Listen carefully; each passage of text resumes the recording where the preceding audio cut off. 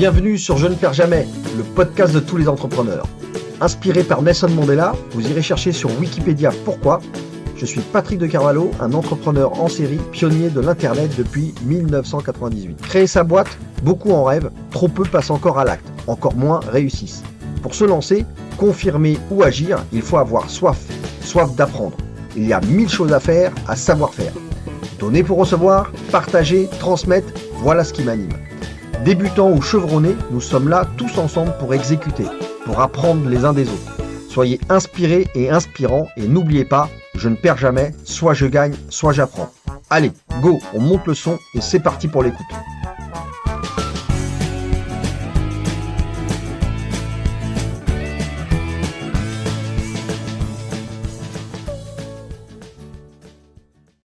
Bonjour à tous, je suis déjà en train de rigoler. Je reçois aujourd'hui sur le podcast Je ne perds jamais Jérôme Stewie. Bonjour Jérôme, je suis ravi de te recevoir ici pour Salut la deuxième fois. Salut Patrick. Ce que les gens ne savent pas, l'auditoire ne sait pas, c'est que on a déjà fait un épisode de podcast ensemble pour un célèbre événement qui est le Podcaston, qui est le Téléthon des podcasts, si on peut appeler ça comme ça, où on a mis en avant une association sur laquelle on va revenir au cours de cette interview, dont tu es le cofondateur et qui te tient à cœur. Ça rime. On en parlera aussi. Et puis là, cette fois-ci, on fait ton interview, cette fois-ci plus business, plus pro. On va découvrir ton parcours, ton entrepreneur, Jérôme. Et puis, ce que je propose, c'est que sans plus attendre, eh bien, tu te jettes dans le bain. C'est à toi de te présenter. Allez, cette fois-ci, je fais pas d'introduction. Je te tends la perche à toi. Eh ben, merci Patrick pour cette nouvelle invitation. Écoute, je suis ravi d'être là et puis effectivement aujourd'hui de parler un peu plus du parcours business. Bah moi, écoute, j'ai un parcours où j'ai 48 ans aujourd'hui. Je suis papa de 3 enfants, dont une fille aînée dont on avait parlé lors du dernier podcast, Oui. qui m'a beaucoup inspiré pour la création de l'association. J'ai un parcours qui est intégralement centré sur l'entrepreneuriat de toute sorte, Oui. puisque j'ai créé ma première start-up, ça fait ancien combattant, au tout début de l'Internet en 99. J'étais pas encore diplômé, j'étais encore sur les bancs de mon école en dernière année. J'ai vu cette révolution arriver et j'ai donc créé Directinet, un spécialiste de la data marketing. À l'époque, c'était vraiment très très innovant. Avec pas mal, on pourra en parler de soubresauts, de pivots pour On arriver reviendra au bon là-dessus, ouais, parce que positionnement. là, tu avais le virus, là. Vraiment, moi, j'ai créé la première startup en 98, tu vois. Mais je suis Voilà. un peu plus âgé que toi. Tu vois, ouais, c'est hyper précoce. Voilà. Et donc j'en ai créé du coup 3, que de la partie idéation en passant par pivot, hypercroissance, rachat de concurrents, internationalisation pour aller jusqu'à l'exit. Donc la première Directinet, je l'ai évoqué. La deuxième, 10 ans plus tard, Ad4Screen, deuxième révolution, la révolution de l'app Ouais, mobile et de l'app marketing. Donc bien sûr. là, avec Ad4Screen, on aidait les éditeurs à pouvoir acquérir des users en mesurant précisément la qualité et le coût d'acquisition de leurs users. Et puis la troisième, AxeEngage, qui est un éditeur SaaS dans l'engagement mobile, où là, bah, assez vite, on s'est rendu compte au bout de quelques années que acquérir des users, c'était vachement bien, mais Ouais. les garder, les fidéliser, C'est c'était ça. encore mieux. Ça coûtait beaucoup moins cher. Faire réutiliser l'application, notamment, c'est la gageure de tous les acteurs du système, ouais, du marché. Exactement. Et AxeEngage, donc, fournit un SDK qui permettait d'envoyer des push notifications et de générer des messages in-app de manière totalement personnalisée et ciblée. Je l'ai développé, on en a fait un leader européen et ensuite il a été racheté par le leader international américain du secteur. Et D'accord. après ces 20 ans de parcours d'entrepreneur, je me suis posé la question, j'avais à peu près un peu plus de 40 ans, de me dire, OK, c'est quoi la deuxième partie de ma vie? Qu'est-ce que j'ai envie de faire? Et j'avais envie de donner plus de sens encore à ce que je faisais. Et donc pour cela, j'ai fait 2 choses. Un, je me suis mis au service d'autres entrepreneurs en devenant coach, advisor, board member et au final operating partner chez Serena, où mon rôle est d'aider les entrepreneurs à réussir leurs projets, à maximiser leurs chances de réussite, à fine-tuner leur exécution opérationnelle et à pouvoir finalement atteindre leurs objectifs avec les moyens qu'ils ont en se concentrant sur les bonnes décisions, les bonnes actions, les bons orgas, les bons process. Voilà, nous on est vraiment dans la cuisine opérationnelle avec eux et on Ouais. leur fait bénéficier en tant qu'operating partner de notre expérience et on apprend également beaucoup avec eux puisque on documente un certain nombre de playbooks qu'on met à disposition de l'ensemble de la communauté des entrepreneurs et des C-level.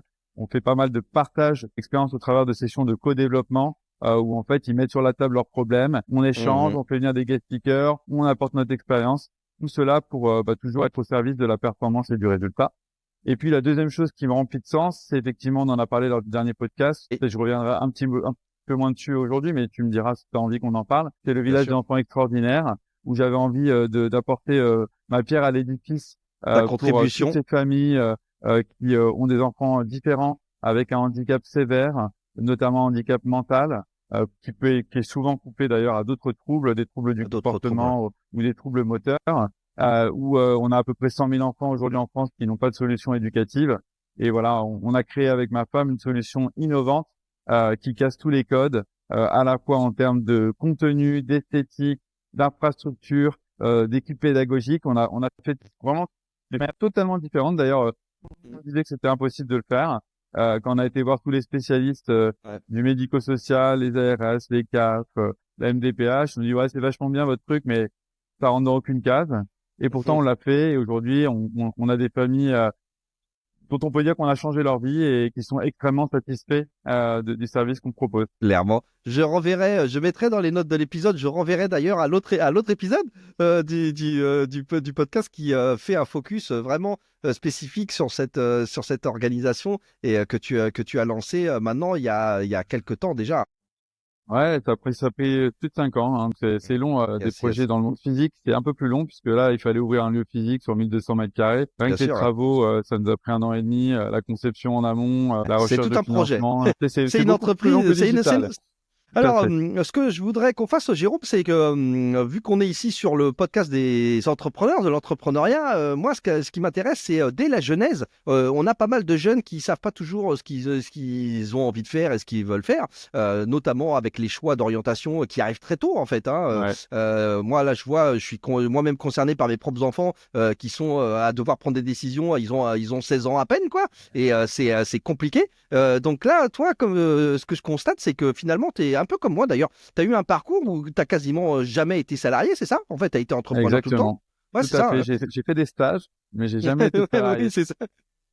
C'est un peu, on a fait un peu les mêmes choses. Moi, ce que je voudrais que tu nous racontes, c'est si tu t'en rappelles et si tu sais faire un petit rollback, c'est qu'est-ce qui t'a pris? Est-ce que ton environnement familial, quel était le contexte qui a fait que tu étais un homme d'action et te dire bon bah je vais agir, je vais créer une boîte parce que toi créer une boîte, quand t'es jeune, quand t'es très jeune et que c'est la première chose que tu fais plutôt que de chercher un job, c'est déjà particulier, notamment parce que peut-être en écho à ton propre parcours d'études, parce que tu as fait des études. Donc, en fonction des études qu'on fait, la logique, c'est pas toujours de créer une entreprise. Tout à fait raison. Alors, pour la petite histoire, donc moi, j'ai fait une prépa HEC et j'ai été diplômé d'HEC.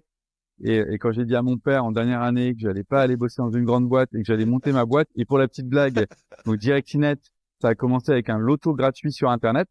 C'était comme ça qu'on collectait les données sur les consommateurs. Mon père m'a dit mais t'es fou quoi là, qu'est-ce que tu fais là?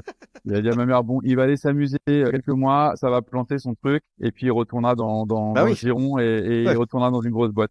Et alors d'où ça vient? Moi je pense que ça vient de très très loin, ça vient de l'enfance. Bon, déjà moi j'adorais construire. Donc j'étais passionné de modélisme, donc tu vas construire des maquettes, les maquettes, j'en ai fait aussi complexes. Où tu dois prendre le temps, la patience, être précis. Donc ça c'est un premier élément, je pense. Deuxième élément, j'adore trouver des solutions à des problèmes complexes. Donc dès qu'il y a un problème, pour moi, c'est un challenge et je vais essayer de le résoudre. Problem solver, allez hop. Ça j'adore. Donc c'est mon ADN. D'ailleurs, pour la petite histoire, ça a commencé assez tôt. Quand j'étais jeune, j'allais chaque été à la campagne dans un petit domaine et où les voitures étaient interdites. Et on se baladait tous à vélo du coup. Et le problème, c'est que tout le monde crevait régulièrement. Tu avais des problèmes avec ton vélo, ça déraillait, etc. Et il y avait pas de garage à vélo. Fallait prendre la voiture et aller faire réparer son vélo à 30 minutes. Donc c'était un peu galère. Et moi, j'étais un peu bricoleur. Et comme une nouvelle fois, je voyais le problème. J'aime bien trouver des solutions, j'aime bien aider. Donc je me suis dit, tiens, je vais créer mon petit garage à vélo. Et donc j'ai commencé à créer un petit garage à vélo. D'accord, génial. Et je commençais avec un pote. On commençait à réparer les vélos. Puis il y a eu du bouche à oreille, etc. Allez, 1 euro, 2 euros, 3 euros. Voilà. Et puis moi, j'avais 10-12 ans, tu vois. Donc ça me faisait de l'argent de poche. Et surtout, j'étais content à la fois de rendre service et en même temps résoudre un problème. Puis après, un peu plus tard, j'ai commencé à être passionné de jeux vidéo, comme beaucoup à l'adolescence. Ouais. Mais j'avais pas forcément les moyens de m'acheter tous les jeux dernier cri. Et donc, j'avais créé une petite communauté d'achat-vente où en fait, on se débrouillait pour finalement acheter les jeux assez tôt, jouer avec dans un laps de temps court et les revendre sans perdre d'argent, voire en arrivant à en gagner parce qu'on arrivait à les obtenir un petit peu plus tôt, quoi. Et donc tu vois, ce sens de trouver des solutions à un problème, de dire, OK, passionné de jeux vidéo, j'ai pas un budget limité, mais j'ai quand même envie d'avoir les jeux dernier cri. Voilà, ça m'a animé. Alors ensuite, je suis rentré un peu dans le parcours classique des grandes écoles, des prépas. Et quel parcours, parce que c'est quand même c'est quand même HEC, c'est quand même la voie on va dire royale des grandes écoles de commerce. Donc c'est vrai que c'est pas, on s'attend pas nécessairement, bien que de plus en plus maintenant. Hein. Alors maintenant c'est très entrepreneurial. C'est très, ça a à beaucoup mon époque changé. c'était moins entrepreneurial. Hein. À l'époque, tu vois, on était les seuls, parce que j'ai créé avec plusieurs potes de ma promo, on était vraiment les seuls à créer une startup. Hein. Donc c'était pas du tout dans l'air du temps. C'était pas démocratisé. Les gens faisaient du conseil à la voie royale. Ils partaient dans les grands comptes. Voilà, les Goldman Sachs, les boîtes de grandes conso. Et donc, on a la chance de faire une année de césure. Enfin, à l'époque, c'était facultatif de s'arrêter pendant une année. Et je m'étais dit, bah tiens, je vais quand même aller me confronter aux grands groupes pour voir si c'est pas un a priori mon idée de dire j'ai envie de monter ma boîte, quoi. Et donc, j'ai été faire des stages chez Unilever pendant 6 mois dans la grande conso. Unilever, c'est Lipton, c'est les grandes marques, etc. Et j'ai été faire un stage dans le conseil en stratégie chez Bain. Et donc, je suis sorti de là en me disant, waouh, c'est hyper hiérarchique.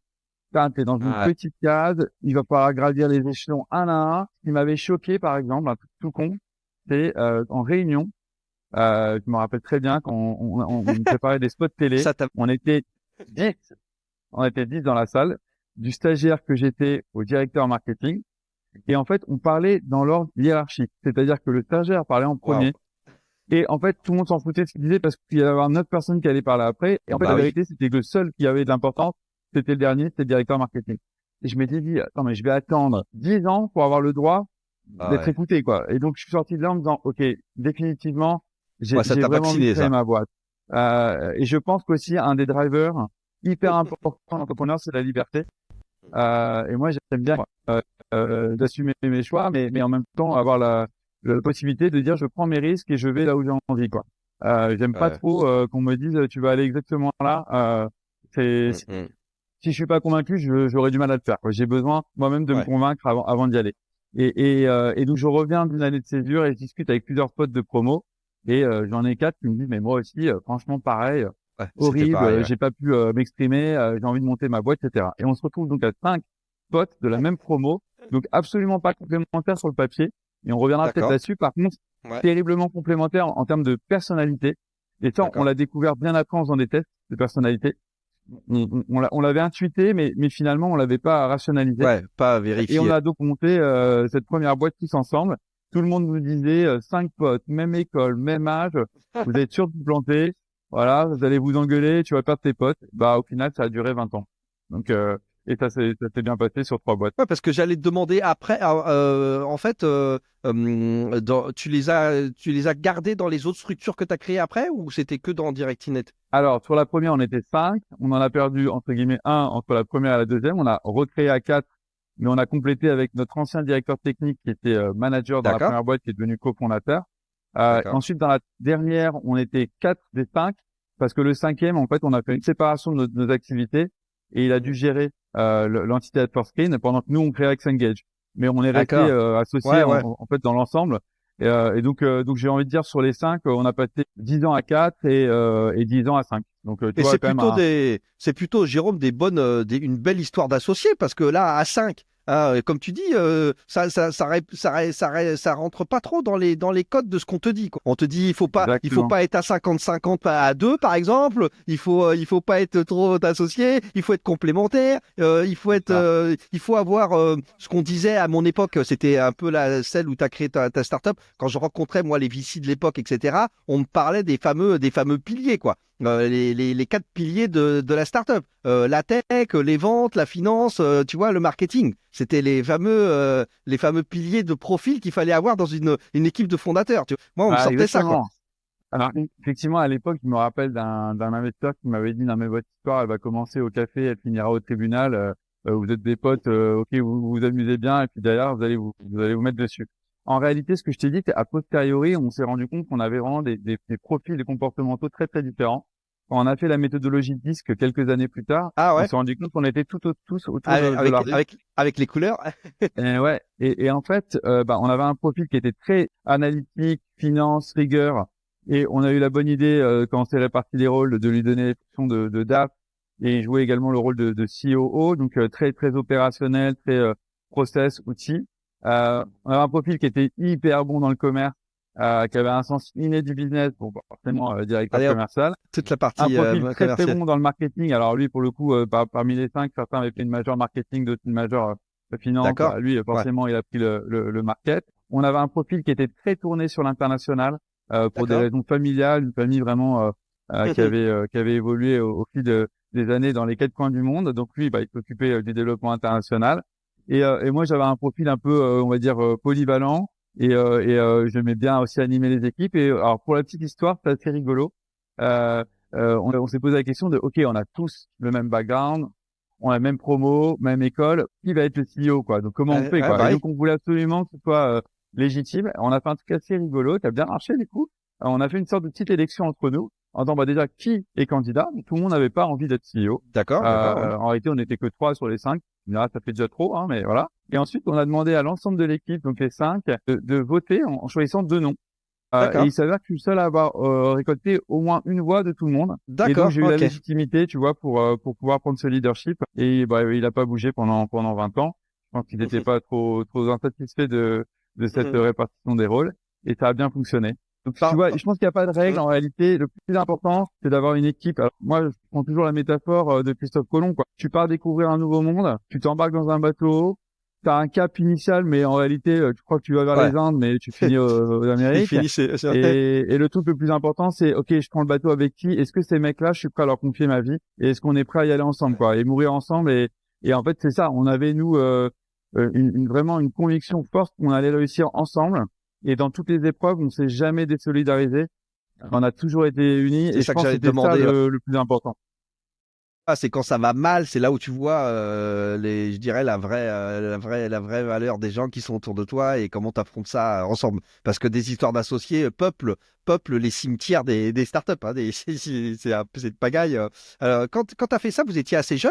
Comment vous avez appréhendé, géré les côtés pas nécessairement glamour de répartition des parts, comment on se donne les pourcentages de parts, etc. Parce que ça aussi, vous avez fait tout ce qui à l'époque, vous avez fait une grande école, mais est-ce que vous étiez formé à la notion de pacte d'actionnaires, prévoir au début du mariage la sortie, ce genre de choses qui sont un peu plus techniques, mais qui peuvent mettre par terre des startups, quoi. Alors, déjà, pour créer la boîte, on avait absolument besoin d'avoir une liste de fonds assez significative, puisque je t'ai dit, mon premier business, il consistait à collecter en propre des données sur les consommateurs, et ça passait par des sites B2C. Bon, on a assez vite pivoté, mais pour lancer ce premier site B2C, il nous fallait 1,5 million d'euros. À l'époque, il y avait beaucoup moins de VC qu'aujourd'hui, c'était pas si simple, et Clairement. on a eu la chance de monter un joli tour de table avec des investisseurs professionnels, et pas que des business angels, là, on avait aussi des fonds structurés. Et donc, du coup, mécaniquement, dès la création, on a dû mettre en place un pacte d'actionnaires. Et j'ai envie Ouais, de dire que voilà. c'est pas venu de nous, c'est aussi venu de nos investisseurs. Oui, Et bah ça oui. nous a obligés à nous poser toutes les questions. Au niveau de la répartition des parts, on a été, nous, assez clairs dès le démarrage. C'est qu'on s'est réparti les parts de manière égale en se disant, bah D'accord. voilà, on est une équipe, on va gagner ensemble, on a chacun nos rôles. Et donc, du coup, ça, c'est vrai que ça a été un élément qui était assez important parce qu'effectivement, chacun avait cet esprit collectif de se dire, bah, si à un moment donné, on a besoin de moi sur tel ou tel sujet, Hum, on est dans hum, le même bateau. Il n'y a pas de différenciation. Je dis pas que c'est la recette magique, hein. Parfois, c'est hum. bien aussi d'avoir des différences. Mais en tout cas, pour nous, ça a bien fonctionné et on a gardé ce principe-là sur l'ensemble de nos boîtes. Donc, Bon, oui, Pacte, je pense que c'est essentiel parce que le jour où tu as un problème, ça peut servir. bah oui. Je pense qu'au-delà du pacte, nous, on n'a jamais eu à l'activer. C'est surtout les valeurs morales de chacune des personnes. Est-ce que tu es capable de discuter avec eux en cas de problème? Alors, quand on se connaît pas, je trouve que c'est vachement important d'apprendre à connaître les gens perso dans des cadres différents. Oui, Ça oui, peut oui. être faire du sport ensemble, faire de la compétence ensemble, enfin, pour voir comment les gens réagissent en cas de pression, en cas d'adversité. parce que c'est ces valeurs-là qui vont être bien plus importantes qu'aller activer un pacte. Tu sais Clairement. que les pactes, généralement, quand tu les actives, c'est déjà le début de la fin, en réalité. Ouais. Voilà, quand tu rentres dans le processus judiciaire, ça va te prendre des plombes, et le temps Ah, que c'est tu clair. résolves le problème d'un point de vue judiciaire, C'est mort. en fait, la boîte, elle est plantée, quoi. Oui, c'est ça. Donc le plus important, c'est ce que tu es capable de dialoguer dans un contexte de pression et de difficulté. Ça me fait penser, vu que là on est sur ton parcours, ton flashback, ça me montre que en fait toi, dans ton parcours, dès le départ, tu as été finalement confronté à tout ce qui fait les startups. Associations, pacte d'actionnaires, levée de fonds, exit, puisque tu vas aussi faire des exits. Donc en fait, dès le début, toi, tu as vécu tout ce qui constitue cet écosystème de la startup. En fait. Ouais, exactement. Alors moi, la première, donc j'ai levé quelques semaines avant l'éclatement de la bulle. Et donc la bulle éclate, et là on se retrouve avec un modèle B2C qui Ouais, nécessitait énormément de cash avant de pouvoir rentabiliser cet bien sûr. investissement. Il fallait plusieurs années. On commençait à mesurer nos métriques, ce qu'on appelle Mhm. aujourd'hui les unit economics, en disant waouh, pour rentabiliser la donnée qu'on collecte, il va falloir 1, 2, 3 ans. Et donc c'était extrêmement compliqué d'un point de vue financier. Donc très vite, nos investisseurs nous ont dit bon les gars, votre modèle, il est plus du tout dans l'air du temps. Il va Et pas ces tenir. changements, ces revirements, quelque part, c'est des cycles qu'on revit encore aujourd'hui. On a eu l'après-Covid où l'argent coulait à flot et on parlait de croissance, croissance, croissance, et les gens regardaient pas la rentabilité. Et puis l'argent, les taux d'intérêt sont remontés, et là, comme par magie, tout le monde s'est dit bon bah ok, on va peut-être regarder Ouais. la rentabilité possible des modèles. Et on a vécu ça, et donc il a fallu pivoter. Et donc là, je me rends compte au bout de 3 mois que si on continue dans ce modèle, bah, on relèvera pas, et la boîte allait planter 6 mois plus tard, parce qu'on avait un runway d'à peine on va dire une grosse année, quoi. Donc ça allait aller très très vite. Et donc là, il a fallu réinventer tout le modèle en se disant ok, on a toujours cette conviction et cette vision que l'internet va permettre de collecter des données hyper qualifiées sur les consommateurs, mais Mhm. je ne veux pas avoir à financer ce coût d'acquisition. Et donc, on s'est dit, on va aller voir tous les gros acteurs qui ont des bases de données sur leur corps modèle, mais qui ne monétisent pas ces bases de données. Je pensais notamment à l'époque aux e-commerçants et aux médias, qui collectaient des données vraiment de manière très significative et de qualité, et qui en même temps n'avaient pas de revenus sur ces données. Et on a été les voir en disant, bah voilà, nous, on va s'occuper Mhm. de traiter, d'analyser, de marketer, de commercialiser vos bases de données, et on va vous générer bien sûr des revenus additionnels, mais surtout de la marge additionnelle, parce que c'était pas significatif pour un e-commerçant en termes de revenus, mais par contre c'était que du profit en bas de ligne. Et donc c'est comme ça qu'on a réussi à avoir des énormes bases de données, et construire une méga base de données, et d'aller voir derrière les marques pour leur proposer de pouvoir dialoguer avec les consommateurs de manière ciblée. Donc on a fait un pivot d'un modèle qui était collecte B2C en direct autofinancé vers un modèle où on prenait en commercialisation des fichiers tiers. Et ça, c'est encore l'apanage aujourd'hui de tous les entrepreneurs que je vois aujourd'hui. Moi, je dis toujours que le plus important, c'est d'avoir la bonne équipe. Ça, c'est vital, l'équipe, l'équipe, l'équipe, Ouais, l'équipe. ouais, c'est. Et sur un marché qui est quand même porteur. Et nous, on était sur un marché porteur à long terme, qui était effectivement le marché au sens large de la publicité digitale, et plus largement du data marketing, parce qu'aujourd'hui, publicité égale data. Et donc, une bonne équipe sur un bon marché, bah, tu peux pivoter, tu peux changer, c'est pas grave. Si ton idée de départ n'est pas la bonne, ce qu'il faut, c'est bien comprendre, en fait, en faisant une bonne discovery, quels sont les drivers de marché et les besoins, à la fois côté client et aussi côté supply, quand tu utilises des fournisseurs, et pouvoir assez vite, de manière agile, t'adapter pour trouver ton product market fit. Et ça, Ouais. je l'ai expérimenté dès ma première boîte. Tu vois, au bout de 3 mois, c'était soit on pivotait, soit on était Bah mort. oui, c'est ça. Et là, j'ai tendance à dire que on va parler un peu des légendes, pas urbaines d'ailleurs, qui sont quand même que vous étiez cinq HEC. Donc cinq têtes bien faites euh, qui réfléchissent, c'est quand même ça peut quand même aider. Moi, je voudrais que tu nous parles. Est-ce que c'est vraiment vrai ces histoires de réseau? Alors, le réseau des grandes écoles, le réseau HEC, est-ce que ça joue? Est-ce que vous avez trouvé des deals, des partenariats, des mises en contact? Est-ce que c'est vraiment vrai entre guillemets que c'est vraiment une force et une puissance d'avoir le réseau grandes écoles et notamment celui d'HEC évidemment puisque c'est une des plus grandes écoles. Alors oui, ça nous a aidé déjà alors, de manière assez rigolote. Donc en dernière année, tu es censé faire une majeure et une mineure. Ouais. Et en fait, on voulait créer notre boîte, et donc on voulait pas trop passer de temps à faire notre mineur. Donc on avait été voir l'administration en leur disant, bah voilà, plutôt que faire notre mémoire de fin d'année, est-ce qu'on pourrait pas faire notre business plan de création de notre startup? Et là, D'accord. déjà, première réaction hyper intelligente de l'administration, dire ouais, très bonne idée, école de business, vous voulez créer votre boîte. non seulement on est OK, mais en plus on va vous aider et on va vous trouver un maître de stage, enfin de maître de thèse qui a finalement un background dans les nouvelles technologies et qui a l'habitude de construire des business plans. Et donc on a eu la chance d'être accompagné à l'époque par un professeur qui à la ville était partenaire d'une banque d'affaires tech qui existe toujours, qui s'appelle Brian Garnier, mais à l'époque il n'y en avait pas beaucoup des banques d'affaires tech Ouais. et qui connaissait très bien l'écosystème. Et donc il nous a aidé à bien construire notre business plan. Ça a été déjà un premier truc où HEC nous a aidé. Le deuxième truc qui nous a aidé à l'époque, il y avait, je peux se rappeler, les First Tuesday, donc des meetings. Oui, avec les bracelets de couleur là. Moi j'y allais hein. Voilà, donc tu mettais ton badge, tu avais 3 couleurs. Est-ce que tu étais entrepreneur, est-ce que tu étais investisseur, est-ce que tu étais autre. Et donc nous on s'était dit bah tiens, on n'a pas de gros facteur de différenciation, il y avait beaucoup de monde. Bah on va mettre le logo HEC. Et on avait mis le logo et tout d'un coup il y a un mec un petit peu atypique, cheveux gris, on dit oula, vient nous voir, il dit moi aussi je suis HEC de telle année, etc.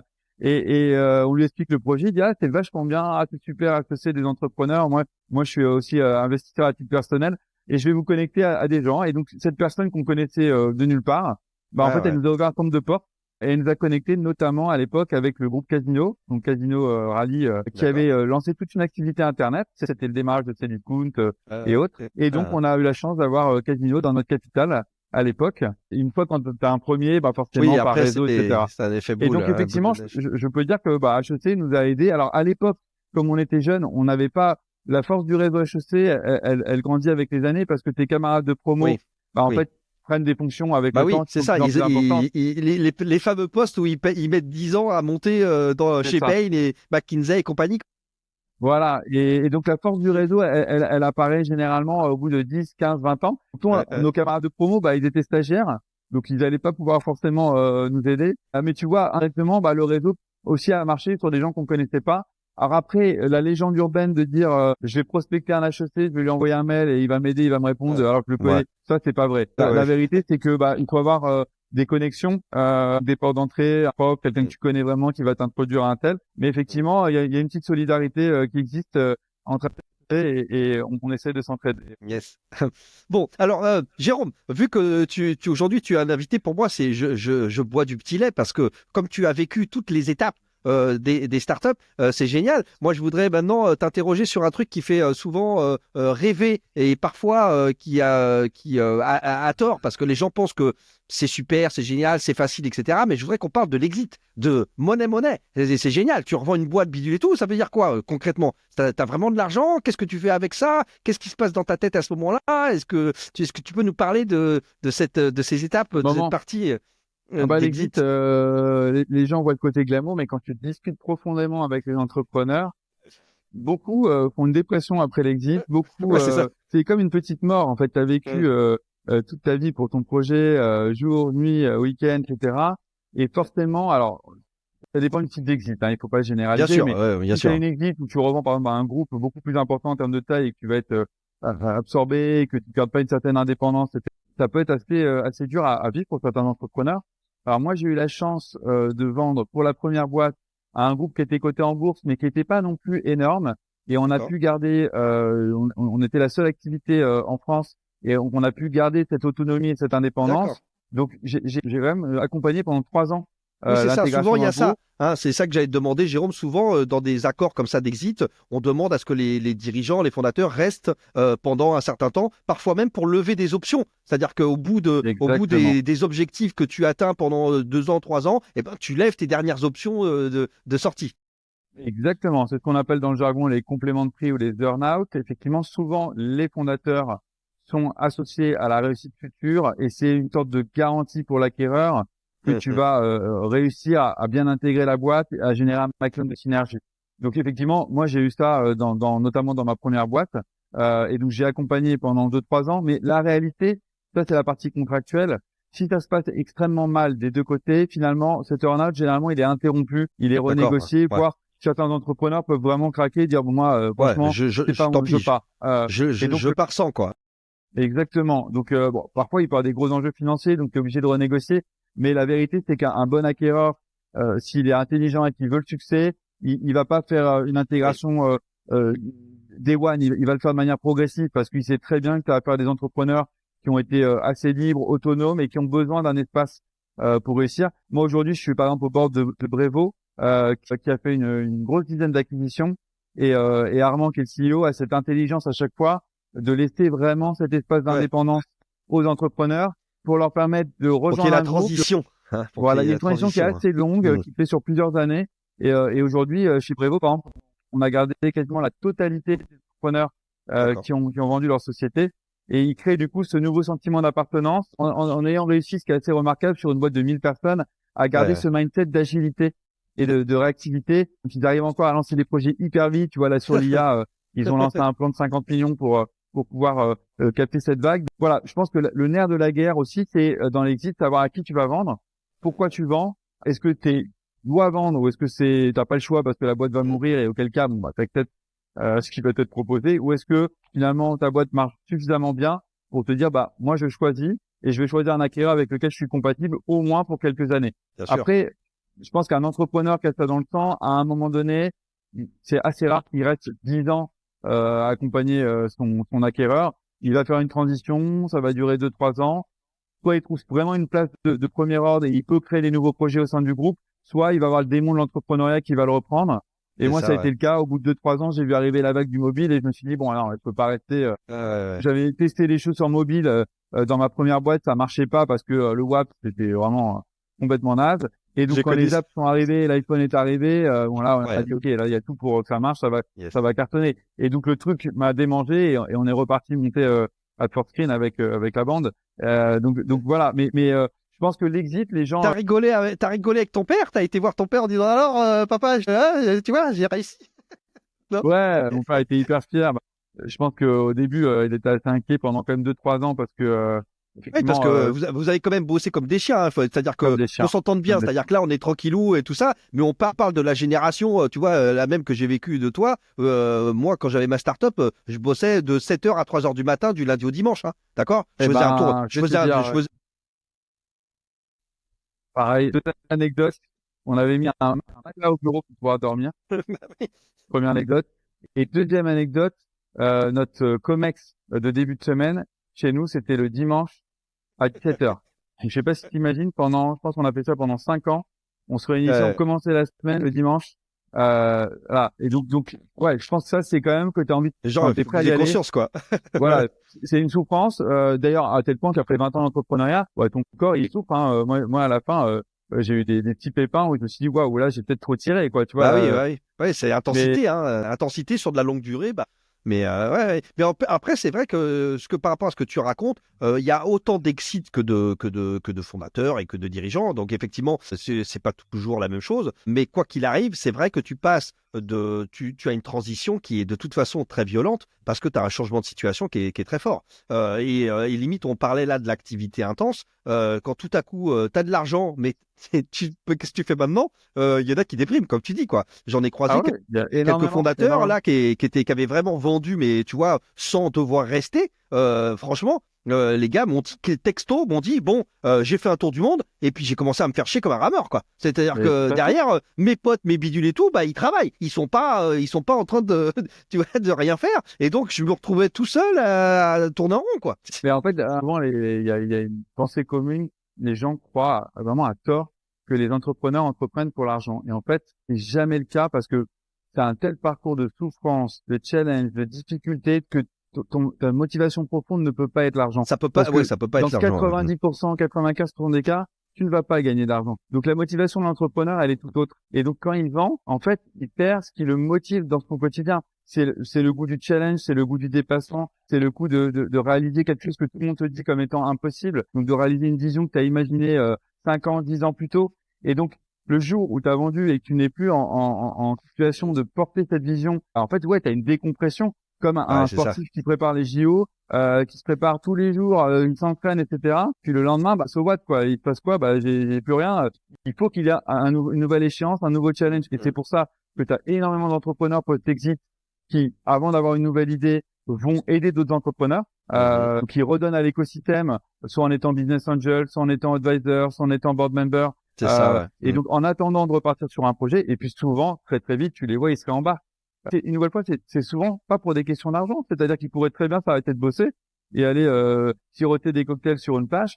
Sauf que leur mindset, c'est pas ça en fait. Le mindset d'un entrepreneur, c'est une nouvelle fois, souvent il est problem solver, il aime le challenge, il aime la liberté, il aime disrupter, il a un petit grain de folie. Moi, je dis toujours qu'un entrepreneur, si tu peux prendre une analogie, c'est quelqu'un de bipolaire. C'est quelqu'un qui, d'un côté, doit être visionnaire, créatif, voir le monde différemment, casser les codes, mais en même temps, c'est une machine de guerre opérationnelle qui est dans l'exécution, qui est dans le détail, qui est dans le process, qui est dans l'orga et qui est très pragmatique, qui sait gérer son cash, qui sait dire je n'ai plus que 12 mois, 18 mois de qu'est-ce que je fais en trésor. priorité. Et donc, faut avoir cette notion d'hélicoptère qui est pas évidente. Et donc, c'est une sorte d'adrénaline extrêmement forte qui fait que quand tu as goûté à ça, tu as envie d'y retourner. Et donc, c'est pour ça qu'il y a énormément de serial entrepreneurs qui veulent y retourner. Et aussi, il y a un truc inconscient, moi, que j'ai vécu, c'est quand j'ai réussi la première boîte, je me suis dit, mais est-ce que j'ai pas eu de la chance?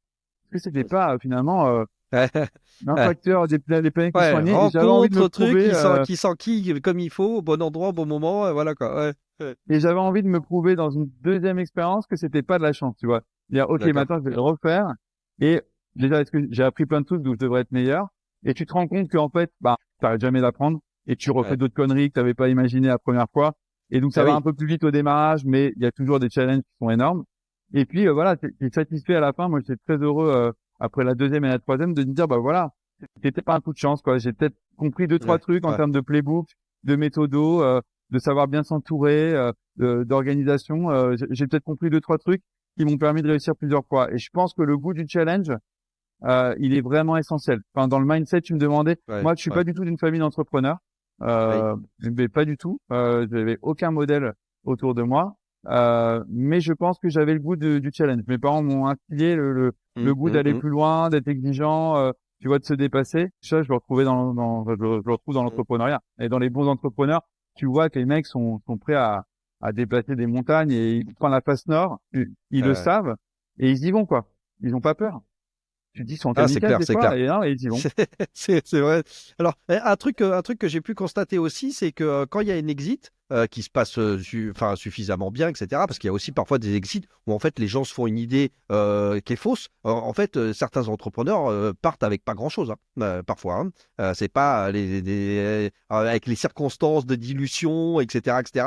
Une exit n'est pas toujours, tu pars pas toujours avec la caverne d'Alibaba. Et ce que j'ai constaté, par contre, c'est que il y a souvent, tu sais, le côté perso qui a été très chahuté pendant la partie entrepreneuriale, et que donc tous ceux que j'ai vus et avec qui j'ai discuté, quand même, ont cette conscience de se mettre bien côté perso. De réparer entre guillemets les dégâts qu'ils ont pu faire côté perso, donc avant de déprimer entre guillemets et de s'ennuyer quand ils juste après l'exit ou tout de suite à ce moment-là, ils prennent du temps pour remettre les choses à plat côté perso, de se mettre bien, tu vois, de s'occuper de leur famille, etc. Est-ce que toi, t'as vécu ça aussi?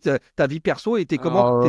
T'avais déjà rencontré ton épouse? C'était comment, oui. toi? Alors moi, j'ai eu beaucoup de chance, effectivement, parce que j'avais une stabilité personnelle super forte. Et du coup, effectivement, ma femme a toujours permis de pouvoir me réaliser complètement dans mon projet entrepreneurial, avec, comme tu disais, une intensité, des horaires de travail où je pouvais être amené à rentrer à 22 heures, à 23 heures, quasiment 3 à 4 fois par semaine, se lever la nuit pour bosser. Enfin, tu vois, donc une intensité forte. Et j'ai eu cette chance, effectivement, qu'elle puisse prendre vraiment en charge, notamment nos enfants et notre fille aînée qui nécessitaient un accompagnement vraiment spécifique. Elle a dû arrêter de bosser. Elle a fait une grande école aussi et avec la naissance de notre fille, elle a décidé de dédier complètement à la famille. Et donc j'avais moi dans cette tête cette sécurité complètement donc qui me permettait de me concentrer sur mon projet. Qui était pas un poids pour toi. Je pense qu'un entrepreneur, c'est un peu le chaos dans sa vie professionnelle au niveau startup. Si en plus il a le chaos dans sa vie personnelle, c'est ingérable. Donc il faut quand même avoir une certaine stabilité qui te permet affectivement, moralement, en termes d'organisation, faire que tu te rajoutes pas des soucis en plus des soucis. Et après, effectivement, tu as raison. Moi, après chacune de mes exits, j'ai fait un break d'une année où on a effectivement profité. J'ai pu profiter un peu plus de ma famille, de mes enfants. On a voyagé. Après, je pense qu'on peut jamais réparer, c'est-à-dire que c'est du temps que tu pourras jamais rattraper. Ça se rattrape pas, quoi. C'est ça. Donc parce que voilà, c'est pas parce que tu vas passer 6 mois, 9 mois, 12 mois intense avec tes enfants. Alors, t'es content de le faire, hein, bien sûr, mais voilà. Et je me rends compte parce que moi, j'ai des enfants d'âge différents et effectivement, j'ai un grand qui a 17 ans, qui m'a vu travailler de manière très intense dans mes deuxième et troisième boîtes. Et le petit dernier, lui, qui a 6 ans de moins, qui a 12 ans, lui, finalement, il a pu profiter depuis donc la dernière exit depuis 5-6 ans d'un rythme où je suis un petit peu moins, je suis un peu plus présent. Et donc, du coup, je vois que quand j'en discute, il me dit, ouais, Jonathan, il a de la chance, il a pu profiter de toi, t'es là le soir, t'es le week-end, t'es avec nous. Voilà. Donc, effectivement, je me rends compte j'ai perdu des années, forcément. Et donc ça, les gens le voient pas forcément toujours. Effectivement, l'entrepreneuriat, c'est aussi le prix à payer, quoi. C'est aussi ça. le prix à payer. Ouais, c'est ça. Bon, moi, ça n'a pas été le chaos dans ma vie personnelle, mais je sais qu'il y a des entrepreneurs qui payent un prix très élevé, très élevé, dans leur vie familiale. On est bien d'accord, là-dessus. Non, c'est quand même une dimension qui est assez importante. Et qui d'ailleurs qui est pas toujours compatible. Toi justement qui est maintenant donc partenaire chez Serena, qui est un des plus beaux fonds de la place. Et donc tu vois passer beaucoup de dossiers.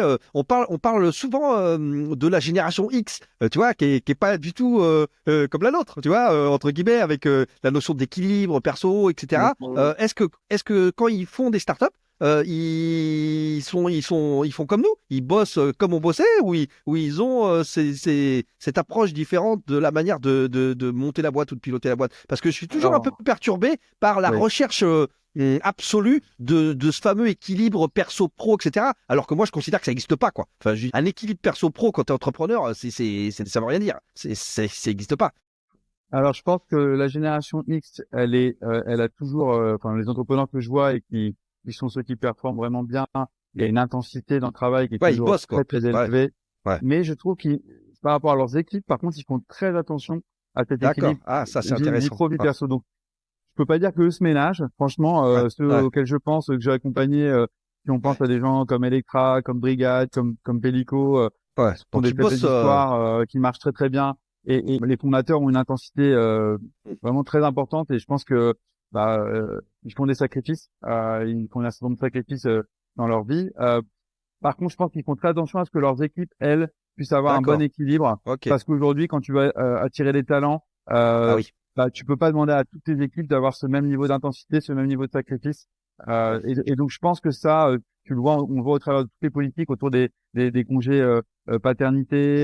Et il y a la concurrence des talents. Il y a la concurrence des talents qui est exacerbée. C'est un truc de fou, quoi. Donc, Et donc, je trouve que cet équilibre vie privée, vie perso, il retranscrit beaucoup plus dans la culture de la boîte. Mais les fondateurs, eux, ils ont toujours une intensité de dingue, quoi. J'ai l'impression, c'est ça. C'est vraiment. Alors toi, maintenant, tu as fait comme tu nous disais. Tu as eu un rôle d'advisor, de business angel. Tu continues là à être business angel? Non, maintenant c'est au travers de Serena. Effectivement, les investissements sont faits via Serena. Pour qu'il n'y ait pas d'intérêt notamment. C'est ça, effectivement, il peut y avoir des conflits d'intérêts. Et donc là, dans ton intégration dans Serena, c'était il y a combien de temps? Combien de temps tu fais ça? Ça fait 5 ans. J'ai rejoint Serena il y a 5 ans. Alors, Serena, j'avais commencé à faire un peu d'advising, d'advisory, un peu de board member, etc. Et puis, j'ai été contacté par une partenaire qui m'appelle et qui me dit, voilà, nous on cherche à développer notre équipe operating. Il me dit, c'est quoi operating, de quoi tu me parles? Je connaissais pas du tout, honnêtement. Et puis la rencontre, et puis là je vois en face de moi une entrepreneur, quoi. Et on commence à parler d'orga, de process, de CRM, de customer success, de NPS, pas du tout de finance, quoi. Et je me dis, c'est génial. Donc en fait on parle le même langage. Et elle me dit, voilà, moi mon rôle, c'est d'aider les entrepreneurs. Une fois qu'on leur a donné l'argent, c'est super. Mais en fait, c'est juste le début des emmerdes. Comment tu vas utiliser cet argent? Comment tu vas utiliser à bon escient pour atteindre du mieux possible et sans qu'ils fassent des boulettes. Voilà. Et on va faire des erreurs. Tout entrepreneur fait des erreurs. Si tu fais pas d'erreurs, c'est que tu fais rien. Mais comment réduire le temps de réaction par rapport aux erreurs? Comment minimiser le nombre d'erreurs? Parce que il y a des erreurs, voilà, tu sais qu'il y en a 10 qui l'ont fait, 100% des cas ça marche pas, donc ça sert à rien d'essayer. Tu vois, si tu veux par exemple vendre un logiciel qui coûte 100 euros par mois, en faisant de l'outbound avec des commerciaux qui ont passé leur journée à téléphoner, ça marchera pas économiquement, ça marche pas. Donc on l'a déjà vu 100 fois. On peut leur dire, écoute, regarde, on a les métriques, appelle un tel, ils ont essayé, Ouais, ne clairement, t'acharne ouais. pas, tu vas faire la connerie, donc gagne du temps. Et donc en fait, notre rôle, c'est vraiment de les aider dans l'exécution. Et j'ai trouvé ça passionnant parce que pour avoir eu pas mal d'investisseurs, ils m'ont énormément aidé sur la stratégie financière, sur les stratégies d'exit, sur les stratégies de levée de fonds, sur Mhm. penser très tôt. Alors on l'a pas évoqué tout à l'heure, mais une exit réussie, c'est souvent une exit que tu as anticipée, mais quasiment au même moment que la création. C'est-à-dire que tu es Ouais. obligé de te projeter sur C'est où quoi la tu veux sortie que aller. t'imagines? Ouais, c'est ça. C'est quoi la sortie que tu rêves? Avec qui, à un moment donné, t'as envie de travailler, d'être acheté? C'est quoi Ouais. ton idée? Tu veux disrupter un marché? T'as une idée de celui qui va finalement probablement le plus en souffrir et va avoir la plus grande valeur ajoutée. Et donc, j'ai trouvé ça génial, de pouvoir accompagner les entrepreneurs, en leur apportant de l'argent et de l'accompagnement. Donc, le bundle qui, pour moi, est essentiel. Et je suis hyper fier parce que là, il y a quelques jours, il y a Dealroom, qui analyse tous les VC dans le monde, qui a fait une étude, et on fait partie chez Serena des 40 VC dans le monde, donc le top 5% des VC à plus forte valeur ajoutée. Et ça a été mesuré par des métriques très précis, qui est la probabilité de réussir ton prochain round avec des investisseurs de qualité internationale. Et en fait, D'accord. avec Serena, tu as 4,5 fois plus de chances de réussir ton prochain round dans Bon. d'excellentes conditions, à la fois, tu l'as parlé tout à l'heure, en termes de valo, de dilution, mais également en termes de profil d'investisseurs. Et donc, on est aux côtés de gens comme Sequoia, comme Axel, comme Index. On est super fiers de ça parce C'est que génial. notre Ouais, ouais. philosophie et notre ambition, nous, c'est vraiment d'aider les entrepreneurs à réaliser leur vision, leurs rêves. Et finalement, la vision finale, elle va prendre 10 ans, mais c'est un certain nombre de pas que tu dois réussir.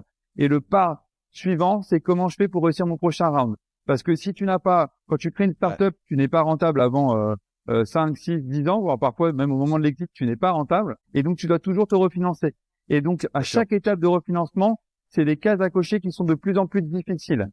Et donc, Clairement. nous, ce qu'on les aide à faire, c'est vraiment d'identifier ces cases à cocher et surtout, d'un point de vue exécution opérationnelle, de tout faire pour pouvoir être en situation d'y arriver avec le cash que tu as. Et ça, effectivement, c'est la mission que j'ai moi chez Serena. Alors, je suis pas tout seul, hein, on est une équipe de 7 personnes. On est tous soit anciens entrepreneurs qui ont vécu le film plusieurs fois, Mhm. soit des dirigeants de scale-up qui aussi ont vécu le film, non pas en tant que fondateur, mais en tant que dirigeant.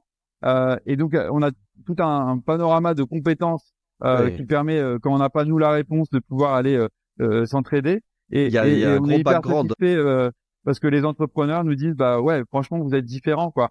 On se rend compte à quel point Serena s'implique à nos côtés, et pas simplement au niveau du board, pas simplement avec de l'argent, mais on est en relation avec eux quasiment toutes les semaines. On échange. Dès qu'ils ont Ouais, un ouais. problème, ils nous passent un coup de fil, un email, et on trouve des solutions.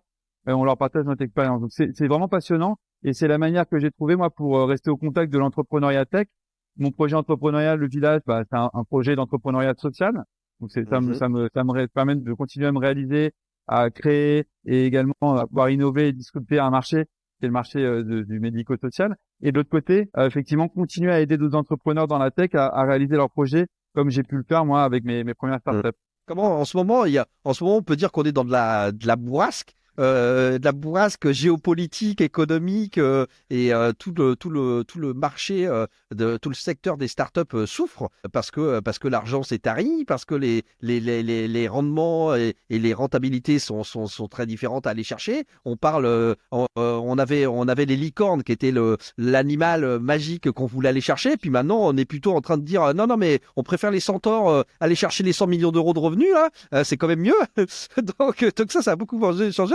Il se dit, et c'est pas il se dit, c'est a priori une réalité, que le driving des financements a complètement basculé sur l'IA. Donc aujourd'hui, c'est en gros tout le flot d'argent ou une grosse partie va dans l'IA. Est-ce que toi, tu constates ça, tu vois ça? Comment avec Serena, vous êtes agile, entre guillemets, et vous arrivez à naviguer dans cette incertitude assez dantesque avec la situation qu'on a en ce moment en début 2025 là, avec Trump, l'Ukraine, puis l'inflation et l'économie, quoi. Alors, Serena, on a une particularité. Déjà, on a 17 ans et on a été créé par 3 entrepreneurs.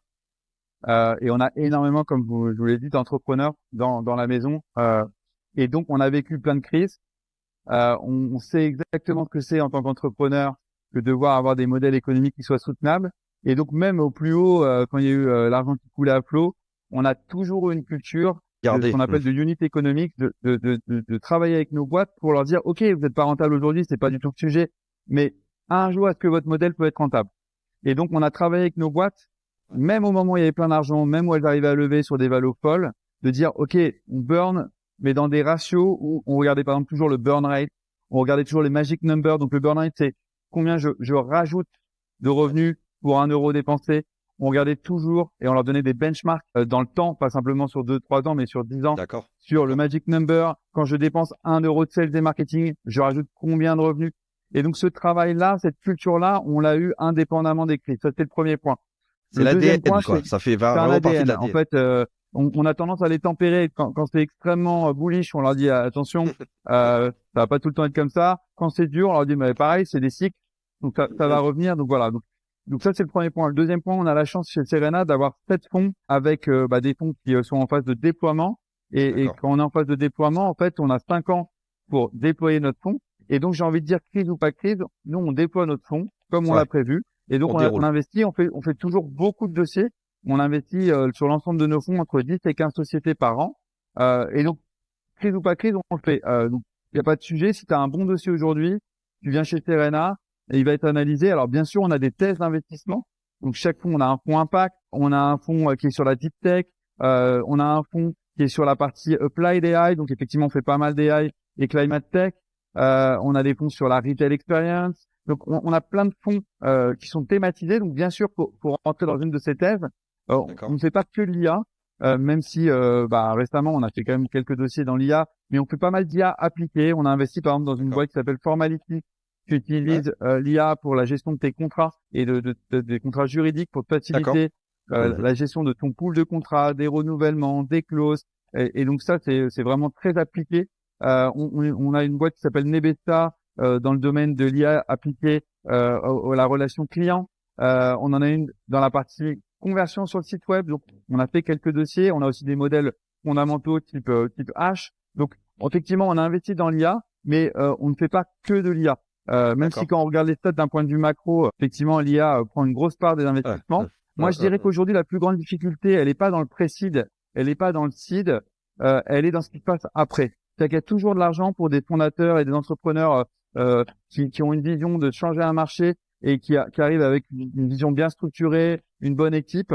Ce qui est plus difficile, c'est quand tu dois démontrer que tu as atteint ton product market fit et que tu dois relever le round d'après. Et là, on intervient à la série A et la série B.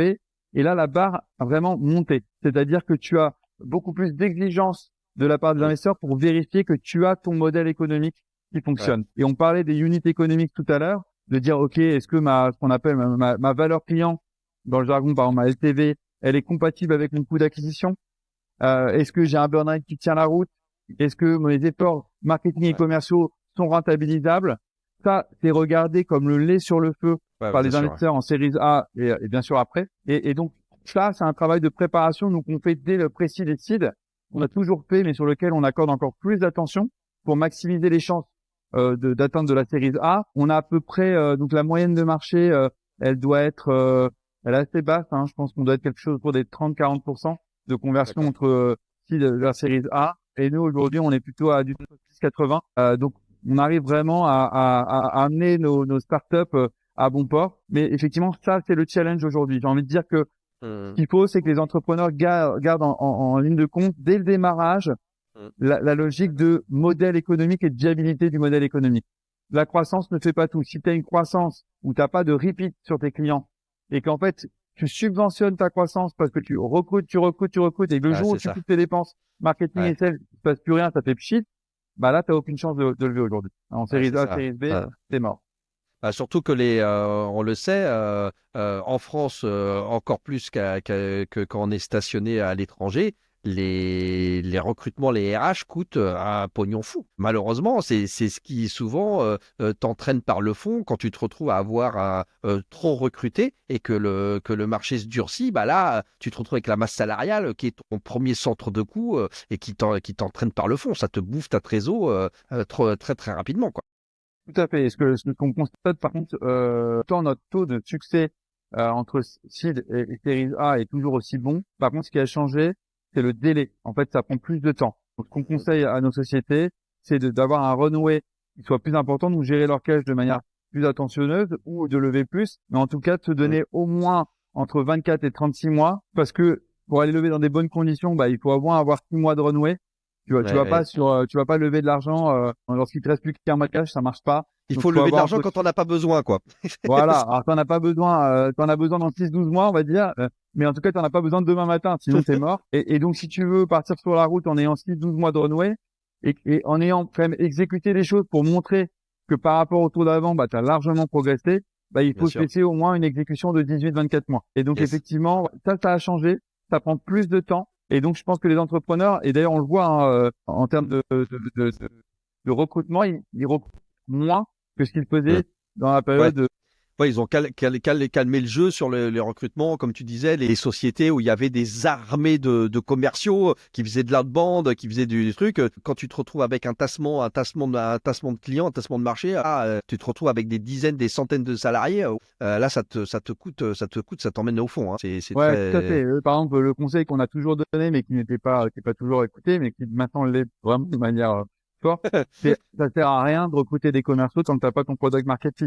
Et Bah, ton product market fit, c'est pas ton commercial qui va le trouver, c'est le fondateur. C'est au fondateur d'aller comprendre, c'est à lui de faire voilà, les ventes, hein, de c'est passer lui de des faire les appels. Hein. ventes, les premières ventes, de comprendre le pitch, C'est de clair. comprendre le client idéal, ce qu'on appelle dans le jargon l'ICP, de comprendre la value propre, de comprendre les cas d'usage en fonction de la typologie de client pour que lorsqu'ils recrutent des commerciaux, ils soient en phase de, OK, voilà, je t'ai écrit le Ouais. playbook, voilà ce qu'il Voilà, faut c'est faire, ça. je l'ai testé, ça marche, t'as pas à te poser de questions parce que si tu lui demandes de faire de la discovery, d'essayer de comprendre, bah, le commercial, il est pas là pour ça. Lui, il est là pour performer, pour atteindre ses objectifs, toucher son variable. Et en fait, quand tu es en phase de recherche de product marketing, tu ne peux pas faire ça. Tu es dans une logique qualitative où tu cherches C'est à vrai. comprendre ton marché. Et ça, c'est le rôle du fondateur. Et donc, là, pour le coup, on est assez tranché en leur disant, ouais, non, c'est trop tôt, ne recrute pas des commerciaux. L'autre sujet, c'est aussi, parfois, ils avaient tendance à se taper avec des profils très seniors, très tôt. Ouais. Alors, Ouais, ça a beaucoup d'avantages, notamment pour construire la strat ouais. et pour vraiment se projeter sur un projet ambitieux. La difficulté, c'est d'avoir des profils qui soient aussi hands-on au démarrage, parce que tu as besoin de faire. Et donc aujourd'hui, on est sur des entrepreneurs qui vont avoir tendance à staffer avec des profils un peu moins seniors. Ouais, bah oui, parce que sinon tu te retrouves avec des A-players qui, premièrement, coûtent cher et qui, effectivement, ont été habitués peut-être à avoir de la délégation et des équipes à bosser avec eux, et donc eux sont moins dans la force de production. Exactement. Et Yes. aujourd'hui, on a besoin de montrer de l'attraction de manière rentable, de manière soutenable et de comprendre ton marché et de pouvoir Yes. expliquer lors du tour d'après comment tu vas répéter ton process de vente, comment tu vas construire une machine qui finalement est scalable. Et pour qu'elle soit scalable, eh ben, il faut que tu aies démontré avec un premier embryon d'équipe que ça fonctionne et que, entre guillemets, il n'y a plus qu'à ajouter des ressources. Yep. Et ça, c'est vraiment ce qui est attendu quand tu arrives en série A, c'est d'avoir démontré ce product market fit et de dire, voilà, j'ai besoin d'argent juste pour accélérer. J'ai pas besoin d'argent pour trouver mon product market fit. Et avant, j'ai envie de dire, il y a quelques années, là, au moment de la vague folle, il y avait des séries A qui se faisaient sans product market fit. Ouais. D'accord. Wow. Ok. Ouais, donc comme quoi le marché là, il est bon. Bah, en tout cas, là tu risques pas de t'ennuyer parce que toi, ça te correspond vraiment là d'être aux opérations finalement. Ce rôle que tu joues est un rôle vraiment aux côtés des sociétés, des startups avec des choses très opérationnelles. Donc c'est ça que t'aimes faire.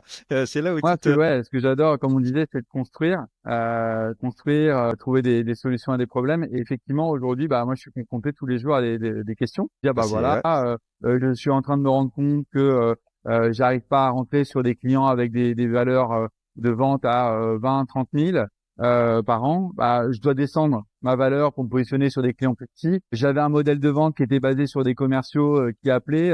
Est-ce que ça peut marcher? Bah, non, en fait, ça marche pas. Il faut que tu aies un modèle Oula. qui soit beaucoup plus drainé par de l'inbound. Donc voilà l'équation. Il faut que tu puisses créer du contenu, avoir du SEO, créer des webinars pour que les clients viennent à toi. Parce que si tu dois aller les chercher un à un pour leur vendre un produit qui Coût rapporte 200 € par d'acquisition, mois, il ça explose. marchera pas économiquement. Donc perds pas ton temps à le faire. Et donc on les aide à effectivement éviter ce genre d'écueil. On a aussi des logiques de structuration d'équipe. Comment tu organises ton équipe, quelles compétences te manquent. Donc, je les aide Ah à oui. faire ce que j'évoquais tout à l'heure sur la méthodologie DISC, que j'ai fait avec mes cofondateurs au bout de quelques années. Nous, on leur propose de le faire dès le post-investissement. Donc, apprendre à se connaître, apprendre eux-mêmes à se connaître, apprendre à mieux connaître son cofondateur et surtout voir les trous dans la raquette. Quel type de profil manque pour qu'on ait une équipe complémentaire? Par exemple, il peut nous arriver de voir qu'on a une équipe qui a un barycentre qui est beaucoup trop du côté des visionnaires. Donc, c'est des gens qui sont hyper dans la créativité, de vouloir imaginer un monde différent, etc. Mais il manque de pragmatisme opérationnel. L'exécution, quoi. Voilà. Et donc, des fois, on leur dit, bah, ça serait bien, mais c'est vachement important aussi d'avoir des visionnaires, parce que si t'as que des exécutants, dans la tuyauterie, ils vont te faire un truc qui manquera d'ambition. Donc, en fait, il faut les deux. Et donc, parfois, on leur dit, bah voilà, dans vos prochains recrutements, c'est important de compléter. Diversité, par exemple. Bah, il y a que des mecs dans l'équipe, ça marche pas. Il faut aussi compléter en termes de diversité pour avoir un point de vue différent. Donc, on les aide aussi à bâtir leurs organisations, aussi comprendre comment structurer la boîte en termes de fonctions. Rappeler que, il faut du support, du customer success, parce que, une fois que tu as vendu, c'est pas la fin de l'histoire, c'est le démarrage. Et donc, ce qui va faire ta différence, c'est la valeur, le repeat, la rétention de tes clients, et donc avoir une qualité d'onboarding, comment j'accueille mon client, comment d'ailleurs je le suis, comment je m'assure qu'on délivre la valeur qu'il attendait, qu'on lui a pitché en avant-vente, et comment je réponds à ces questions opérationnelles avec un support hyper important. Donc du coup, ça, on les aide aussi à structurer ce schéma-là. On leur apporte aussi des talents, c'est-à-dire que on a la chance d'avoir une chasseuse de tête en interne dans notre équipe, et donc on a un vivier de talents. Donc on leur permet assez rapidement de se taper soit avec des recrutements, soit avec des experts et des freelances, parce que parfois tu as un besoin qui est juste ponctuel, tu dois déployer ton CRM, tu vas pas même s'il y a du run sur le CRM, tu as quand même un gros push à faire au moment de l'installation, et donc tu as besoin de déployer un HubSpot, tu as besoin de déployer un Salesforce, on a des experts qui vont savoir faire ça. Tu as besoin de lancer tes premières campagnes d'outbound en séquençage d'email et de construire tes bases de données de prospects, on a des experts qui vont faire ça. Donc on a toute la boîte à outils qui permet d'aller plus vite, à la fois en répondant aux questions, soit en permettant d'avoir les ressources qui vont les aider à faire plus rapidement. Et donc on est vraiment à leur côté, on est une extension à leur service et qui est gracieuse aussi, hein, ça faut pas oublier de le préciser, parce que Serena est pas moins de 10 ans en termes de valorisation, on est vraiment sur le marché, mais on leur apporte ces compétences-là qui sont financées par notre société de gestion, parce que notre conviction, c'est qu'on est là pour créer de la valeur avec eux dans la durée. Et on est un actionnaire minoritaire, mais un actionnaire minoritaire qui est là pour les aider, pour être actif, pour les supporter, et aussi pour être un sparring partner, parce qu'un entrepreneur, tu le sais très bien, Patrick, en fait, il y a parfois un certain isolement, il y a parfois une certaine solitude. Beaucoup de solitude, ouais. Au moment de prendre la décision, c'est à toi de trancher, et donc tu as quand même envie d'avoir un regard extérieur et d'être challengé. Et donc nous, on joue ce rôle aussi de sparring partner avant de prendre une décision, de les conforter, dire ouais, t'as raison, des éléments que tu me donnes, ouais, c'est la bonne décision, vas-y. On est à plein dans le mantra je ne perds jamais, hein, soit je gagne, soit j'apprends. Parce que là, ce qu'on voit, c'est qu'avec Serena, avec le parcours, l'expérience, les 17 ans d'accompagnement de Serena, en fait, vous faites des raccourcis et des accélérations énormes parce que vous avez un partage et une éducation et une connaissance des modèles et de l'accompagnement des entrepreneurs qui fait que vous leur faites gagner un temps génial, quoi, un temps fou. Et ça, c'est de data, donc on fait des benchmarks qui leur permettent de répondre à des questions. On me pose souvent la question, mais est-ce que mon CAC est le bon ou pas le bon? Et en fait, on a tout un baromètre qui permet de dire, OK, toi, tu cibles des clients de telle taille, tu as tel stade de développement de ta boîte, voilà où tu dois être. Donc, on leur fournit la data. Et le deuxième niveau auquel on croit énormément, c'est la communauté. C'est-à-dire que l'ensemble de nos entrepreneurs, et pas que les entrepreneurs, également les C-level des boîtes du portefeuille, sont rassemblés dans une communauté où ils peuvent interagir entre eux. Donc, on anime cette communauté, on la segmente par fonction. Donc, tu as la communauté des CPO, des CMO, des CRO, des CFO. On les rassemble régulièrement. Ils peuvent mettre un problème sur la table. Et leurs pairs vont les aider à résoudre ce problème en leur faisant part de leurs difficultés, de ce qu'ils ont expérimenté, de leur succès. Et tout cela, après, est documenté. Donc, nous, on en profite derrière pour écrire des playbooks. Vous avez quoi? Vous avez une plateforme, un Slack ou un je sais pas comment, un truc? On a créé notre propre plateforme. On appelle ça la e-library, où en fait, c'est une plateforme qui est réservée aux membres de la Serena Squad. Donc, ils sont à la fois les fondateurs et les C-level du portefeuille.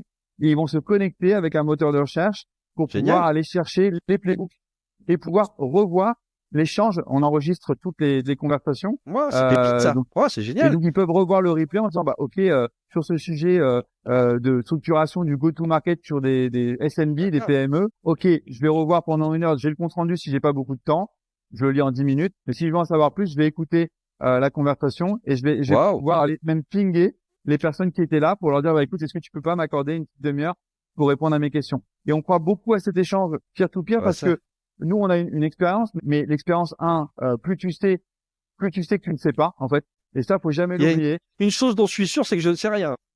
Voilà.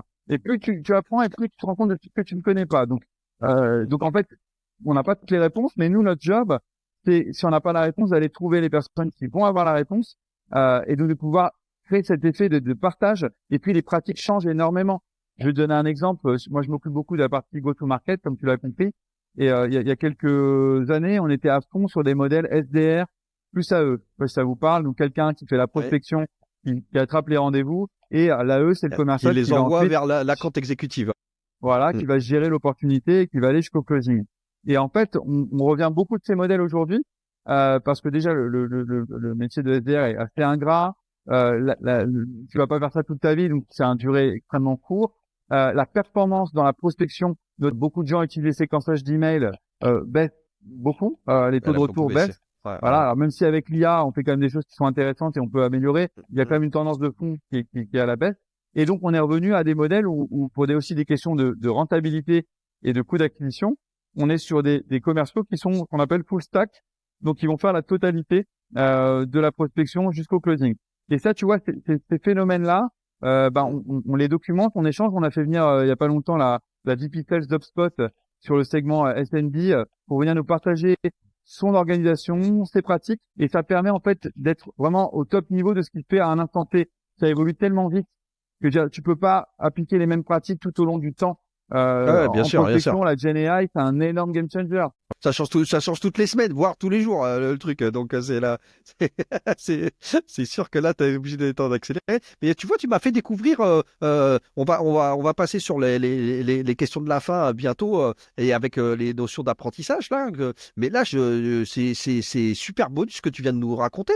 Cette histoire de plateforme, de communauté, avec la plateforme maison de Serena. Mais là, vous allez recevoir encore plus de dossiers parce que moi, je vais en parler de ce truc. C'est génial.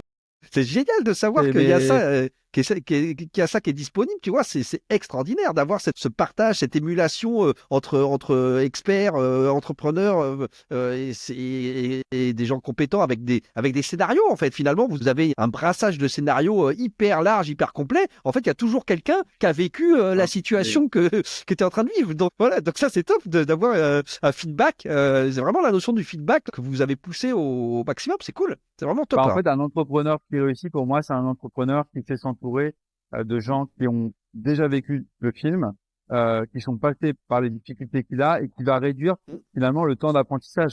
En fait, un entrepreneur, c'est quelqu'un qui sait s'entourer de gens meilleurs que lui, globalement. Oui, c'est ça. Et donc, nous, ce qu'on essaye de faire, c'est de lui donner accès à des gens qui, sur chacun de ces problématiques, ont déjà vécu le film et lui permettent de gagner du temps.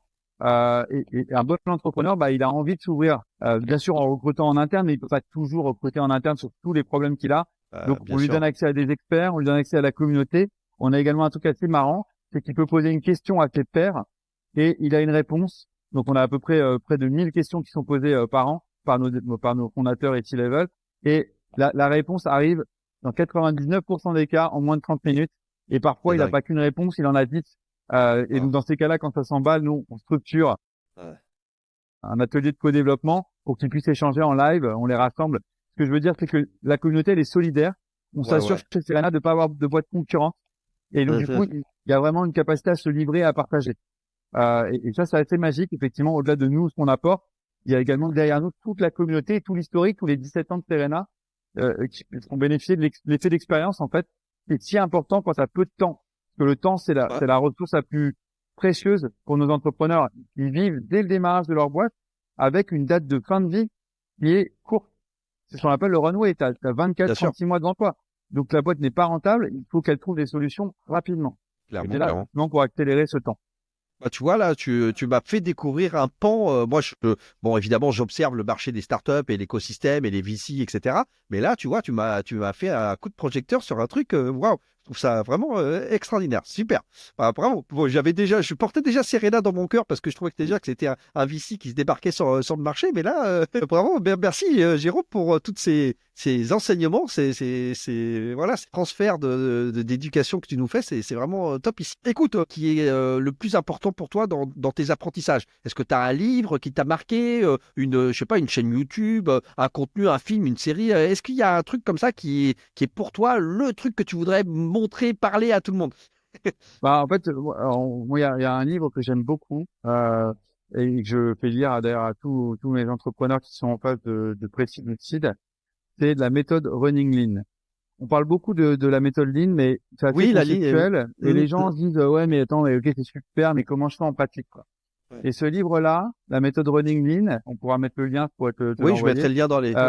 Il explicite ce que moi j'appelle la discovery, qui est vitale, c'est de dire comment je passe d'une idée à ma recherche de product marketing. Souvent, D'accord. les entrepreneurs, direct, en mode, j'ai une idée et je vais Ouais. vendre. Ça, c'est la grosse connerie. Le truc qu'il faut faire, et alors deuxième erreur que font souvent les entrepreneurs, c'est j'ai une super idée, mais c'est fou, faut en parler à personne parce qu'on va me piquer mon Ouais, idée. oui. Deuxième énorme Ouais, connerie. ça. Le truc qu'il faut Ouais, faire, on va signer un NDA surtout. Hein. Non, mais laisse tomber voilà. toi NDA. Allez, à cirer. En fait, ce qu'il faut, c'est en parler à un maximum de gens. Et quand je dis un maximum Bien de sûr. gens, c'est quand tu t'adresses à un marché, bien sûr d'aller parler à tes futurs clients, mais pas en mode vente, en mode compréhension profonde de leurs problèmes. Non, Quelles mais c'est sont les clair. solutions qu'ils ont utilisées pour résoudre ce problème? Ça se trouve, ils ont déjà des solutions, tu résous un problème qu'ils arrivent à peu près à résoudre. Bah, laisse tomber C'est dans ça. ces cas-là. Ça se Ouais, trouve, c'est c'est un ça. problème où ils ont même pas cherché de solution. Bah, peut-être que ton problème, il est juste nice to have. Il est peut-être pas si grave que ça et que peut-être tu es en train de créer une boîte qui répond à un problème qui n'est pas prégnant. Et donc, ce livre-là, il explicite toute la méthodologie avec des questionnaires très simples pour construire ce D'accord. qu'on appelle ta proposition de valeur. Et souvent, moi, l'erreur que je vois, et chez Serena, on était vraiment d'inciter les entrepreneurs à perdre du temps et à investir du temps et à passer du temps au démarrage sur cette étape de discovery. On leur Hyper donne des important. playbooks, on leur demande de lire ce livre-là pour leur dire, voilà, prenez le temps de faire des questionnaires, d'aller interviewer au moins 30 acteurs de votre marché cible sans essayer de leur vendre, mais pour comprendre leurs problèmes, la solution, comprendre la valeur voit dans votre solution, tester un peu le pricing, parce que parfois on se fait des rêves Ouais. en tant qu'entrepreneur, ah oui, non, mais ça vaut énormément. Bah non, en fait, ton client va dire, oui, je suis prêt à l'acheter, mais votre truc, bah ça vaut pas grand-chose. Son modèle économique marche pas. Comprendre aussi où est-ce qu'on va devoir médiatiser sa solution, où est-ce qu'on va trouver ses interlocuteurs, aller parler à des experts du marché, aller parler potentiellement à des concurrents directs ou indirects, faire ce travail d'étude pour derrière avoir le meilleur product marketing et bien positionner son produit. Et ce livre, donc la méthode Running Lean, il explicite ça de manière très concrète et applicable. Il n'est pas dans le Ouais, c'est de la concept méthode de appliquée, quoi. l'agilité. Ouais, d'accord. C'est vraiment appliqué. Et d'ailleurs, ils prennent un exemple, ce qui est sympa dans ce bouquin, c'est qu'ils prennent un exemple de la création d'une boîte et ils décomposent vraiment même les questionnaires D'accord. qui ont été utilisés par l'entrepreneur. Génial. Donc ça, vraiment, Ok. j'invite tous ceux qui sont en phase de Allez. pré-seed à lire ce bouquin et à perdre les 2 Bah, tu vois, mois qui sont je nécessaires. connaissais pas. Je vais aller moi-même, je vais aller le lire. Nickel, c'est super. Ça va rejoindre la bibliographie qui commence à être conséquente puisqu'on est à 78 ou presque 80 interviews. Donc, tu vois, j'ai 80 livres là dans la Ça, bibliographie. ça va prendre Ça, un peu de temps à nos entrepreneurs avant de commencer à ça, bosser. ça commence à faire, ça commence à faire. Bon, j'essaye toujours de leur dire. Remarque, il y en a certains qui me disent qu'ils sont pas du tout livres business, tout ça, qui font pas et qui préfèrent, je sais pas, faire d'autres choses. Mais donc, mais c'est vrai que les livres, moi, je trouve que c'est quand même important. C'est ce que tu disais, toi, tu compenses ça beaucoup avec tout le savoir, tout le partage que tu fais avec Serena, là, avec la plateforme. Mais c'est vrai que souvent, dans les livres, on peut quand même aller chercher justement des exemples de gens qui ont déjà vécu les situations, qui les explicitent, etc. Parce que ça, c'est important de gagner justement du temps, des raccourcis, et comme tu dis, de ne pas se lancer dans un truc qui, de toute façon, a déjà été testé en échec X fois. C'est pas la peine, hein, ça y est, on a l'apprentissage. On sait que ça fonctionnera pas. Ouais, dans l'écosystème SaaS, il y a également un livre pour ceux qui font vraiment du SaaS, toute la collection des livres faits par Winning by Design, et il y en a un qui s'appelle SaaS Blueprint, qui Ah justement oui, celui-là, j'en ai explicite, entendu parler, ouais. parce que là, en fait, contrairement à ce qu'on peut imaginer, l'industrie du SaaS, elle est hyper normée. Maintenant, elle est hyper cadrée, et en fait, Oui, oui. on a énormément de data, de metrics, et donc les playbooks, l'organisation, tout ça, il y a quand même, c'est très documenté. Donc, si tu es un entrepreneur dans le monde du SaaS, n'essaye pas non plus de réinventer 100% de la roue. Tu peux apporter ta touche, bien sûr, de créativité, de faire les choses un peu à ta manière, hein. Mais ça vaut le coup quand même de savoir quel est l'état de l'art. Et pareil, ce sont des livres qui sont hyper actionnables, qui se lisent tu vois, en un week-end. Ouais, rapidement, quoi. Ouais. Ça te fait gagner énormément de temps, quoi. Derrière, voilà. Donc, ouais, moi, je suis assez partisan, effectivement, aussi de documenter et de lire. On essaye de faire chez Serena, parce que bon, des bouquins, comme tu as dit, il y en a plein, et puis ça prend quand même un peu de temps. On essaye justement d'avoir des playbooks qui soient thématisés très courts sur leurs problèmes. Donc, si le problème, c'est le CAC dans le SaaS, ben, on va leur dire, OK, en 1 heure, tu vois ce replay, tu lis ce doc, et tu as la réponse. Ou va lire les pages de tel bouquin. C'est vraiment une structuration du contenu que vous avez avec une base de connaissances, en fait. C'est une base de connaissances, en fait. C'est une véritable base de connaissances. Ok, bah en tout cas, je prends ces 2 livres. Génial. Alors, c'est là la question, normalement, où là, on va voir ce que tu vas nous répondre. C'est une question que je pose qui consiste à aller chercher le why. Tu sais, le why, le pourquoi tu fais des choses dans la vie, quelle est ton étoile du Nord, quelle est ton ambition absolue de vie. Et souvent, j'ai constaté que l'argent détruisait tout. C'est-à-dire que souvent, on te dit, ah bah non, mais j'ai pas l'argent. Je voudrais faire ça, j'aimerais bien faire ça. Mais j'ai pas l'argent. Donc moi, je te donne un chèque en blanc. Bon, t'en as déjà gagné quelques-uns des chèques, mais je t'en donne un chèque en blanc. On considère que l'argent n'est plus une variable. Tu as de l'argent de manière illimitée. Et donc, je voudrais savoir ce que tu ferais, Jérôme, de ta vie. Voilà, avec... moi, c'est très facile. La réponse, elle est assez facile pour moi parce que la problématique que j'ai sur mon association qui est non lucratif, c'est d'ouvrir des centres donc ludo-éducatifs pour enfants et adolescents porteurs de handicap sévères et notamment handicap mental. On a ouvert notre premier village il y a maintenant 1 an. Pour ouvrir le village des enfants extraordinaires. C'est comme ça que ça s'appelle, hein, le village des enfants extraordinaires. Extraordinaire, exactement. Et ouvrir un village, c'est à peu près 3 à 4 millions d'euros de travaux. D'accord. Et ensuite, en exploitation, pour faire simple, c'est à peu près 1 million d'euros. On en a ouvert un. Moi, mon ambition, ça marche très bien. On a 200 familles qu'on accompagne, 400 qui nous attendent, qui sont en liste d'attente, faute de moyens. Justement, donc, justement. On est financé à 90% par des financements privés. Ça peut paraître dingue, mais les pouvoirs publics, donc merci au département, merci à certaines municipalités de nous soutenir, mais ce n'est que 10% de nos financements. Donc on passe notre temps à aller chercher de l'argent auprès d'entreprises, on collecte la taxe d'apprentissage auprès de fondations. Merci à Personnel de nous soutenir, par exemple, des fonds de dotation. On collecte aussi au travers du don de particuliers. On est éligible à la défiscalisation à l'impôt sur le revenu et à l'impôt pour les sociétés. Mais donc c'est une grosse partie de notre travail.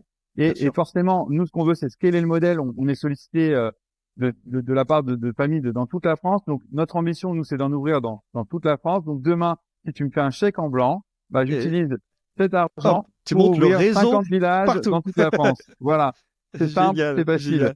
Écoute, d'ailleurs, ça nous permet de faire le renvoi vers l'épisode spécial Podcaston où on parle du village des enfants extraordinaires et où on fait de l'appel aux dons. Il y a des dons possibles. On peut aller sur le site. Donc, je mettrai aussi dans cet épisode-là, dans les notes, je mettrai aussi le renvoi vers le village des enfants extraordinaires dont tu es le fondateur avec ton épouse aussi, je crois. Avec ma femme, c'est ça. Qui est encore plus engagée que moi, puisque elle est quasiment à temps plein. Moi, je partage mon temps entre Serena et le village, et donc oui, c'est un projet familial.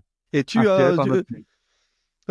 disais, il faudrait combien d'établissements il faudrait pour couvrir les besoins sur la France, par exemple? Je pense que si on avait une 50aine d'établissements bien maillés dans toute la France, ça permettrait de couvrir les.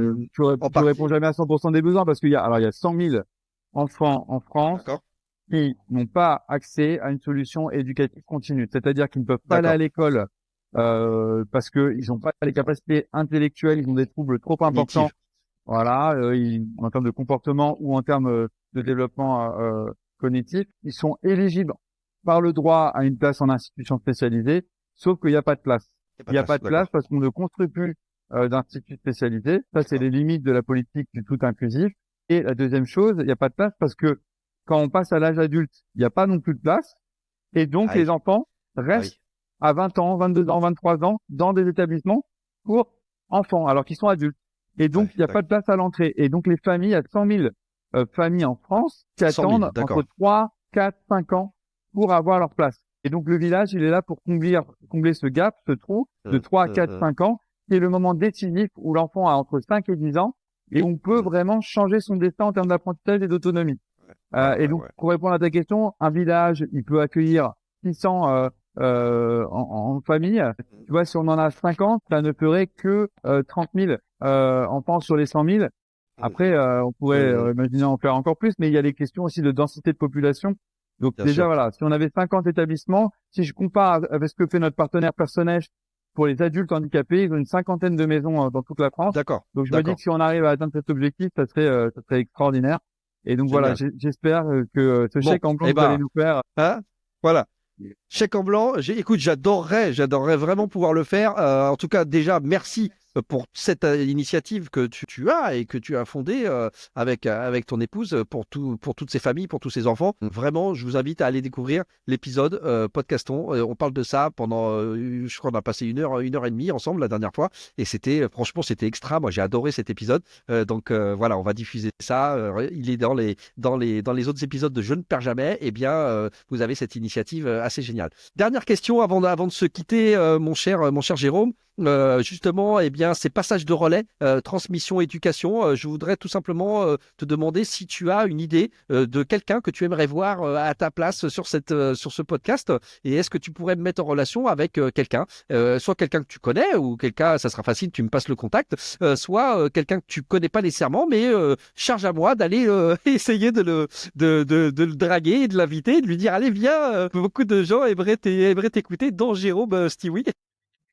Oui, alors je pourrais te mettre en relation. On a beaucoup d'entrepreneurs talentueux dans notre portefeuille, mais j'aime bien notamment une société qui s'appelle Santé Académie, qui est dans la thématique justement de la formation des professionnels de santé, qui a créé en fait une plateforme qui permet d'avoir des contenus d'une très grande qualité en termes médical, donc de formation, qui est donc agréé et qui est reconnu, et qui permet aux professionnels de santé de se former tout au long de leur parcours pour toujours être plus performants. Donc ça, je pourrais être connecté effectivement avec un de ses fondateurs. Belle initiative d'entrepreneur, génial, avec plaisir. Avec un impact.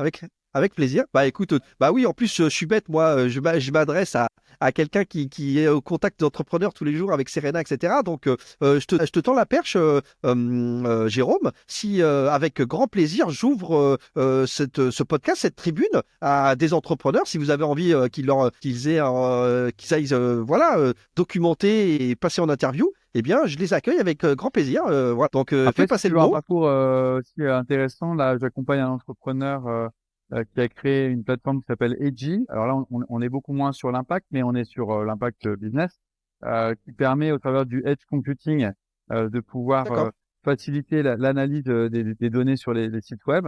Et son parcours est intéressant parce que c'est un serial entrepreneur qui a aussi fait des choses dans l'impact, qui a eu un parcours très international. Pareil.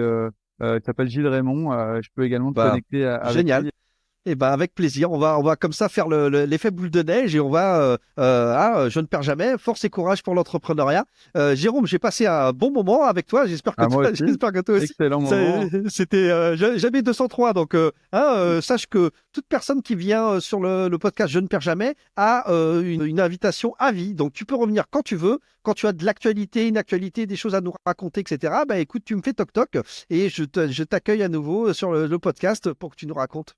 Il y a un truc que je voulais dire donc par rapport, j'adore le titre de ton podcast, et ça m'a beaucoup parlé en termes de résilience. Effectivement, en tant qu'entrepreneur, bon, on perd jamais parce qu'on apprend, effectivement, mais aussi dans ta vie perso, tu vois, l'histoire du village, c'est aussi une histoire de résilience. Et en fait, dans chaque problème, en fait, on peut trouver une solution.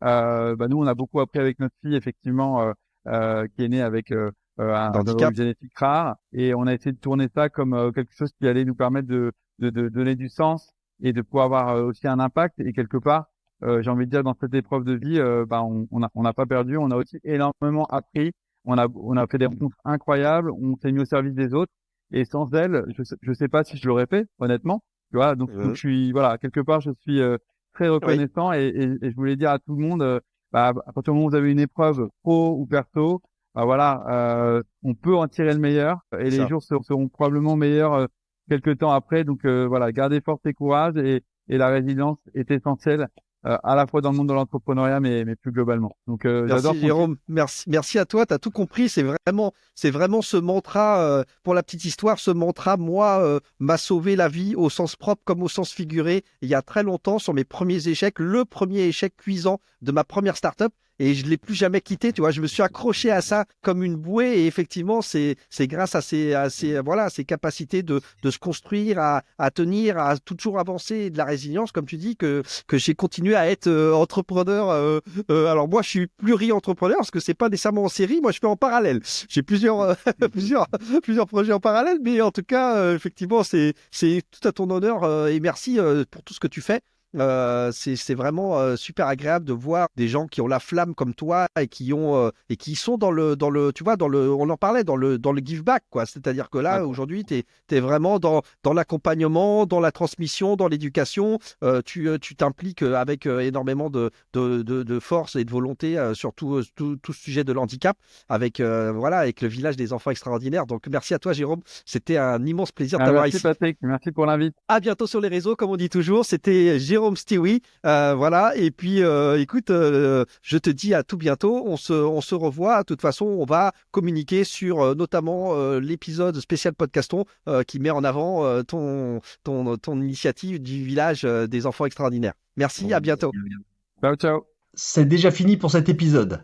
Merci pour votre écoute et d'être resté jusque-là. Vous pouvez continuer à engager la conversation en me laissant des commentaires et en me contactant via LinkedIn. Si ça vous a plu, merci de prendre 30 secondes pour donner de la force et de l'envie en mettant une note de 5 étoiles. C'est vraiment important, c'est ce qui fera connaître le podcast au plus grand nombre et qui le fera remonter dans les classements. Vous pouvez aussi le partager à votre entourage et je vous dis un grand merci du fond du cœur. Force et courage à vous, n'oubliez pas, vous n'avez rien à perdre, soit vous gagnez, soit vous apprenez. Croyez en vous et rendez-vous au prochain épisode. C'était Patrick du podcast Je ne perds jamais.